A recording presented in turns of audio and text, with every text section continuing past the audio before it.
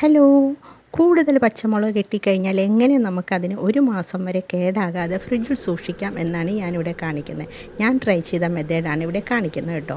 ഞാനിതിനെ കഴുകിയിട്ടില്ല. ഞാനതിനെ നല്ലതുപോലെ തുടച്ചിട്ട് അതിൻ്റെ എല്ലാത്തിൻ്റെയും ഞെട്ടുകൾ മാറ്റി നല്ല വൃത്തിയാക്കി എടുക്കുകയാണ്. ചീഞ്ഞ പച്ചമുളക് എന്തെങ്കിലും ഉണ്ടെങ്കിൽ അതൊക്കെ എടുത്ത് മാറ്റിക്കളയണം. എന്നിട്ട് ഇതുപോലത്തെ ഒരു പ്ലാസ്റ്റിക് പാത്രമോ കുപ്പിയോ ഒട്ടും വെള്ളമയോ ഉണ്ടാകാൻ പാടില്ല.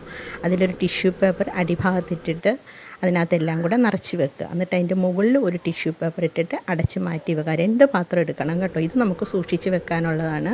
പിന്നെ ഡെയിലി യൂസിനാണെങ്കിൽ നമുക്കൊരു വേറൊരു പാത്രം എടുത്തിട്ട് അതിനകത്തും ഇതുപോലെ തന്നെ അടച്ച് വെക്കാം. ഇനി കഴുകി ഉപയോഗിക്കാനാണ് ആഗ്രഹിക്കുന്നതെങ്കിൽ അവർ വെള്ളമയോ ഒട്ടും ഉണ്ടാകാൻ പാടില്ല. നന്നായി വെയിലത്ത് ഉണക്കി തുടച്ച് വേണം എടുക്കാനായിട്ട്. ഇതിങ്ങനെ വെക്കുന്നതാണ് നല്ലത്.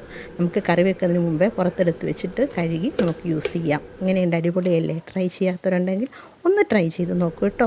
Thank you.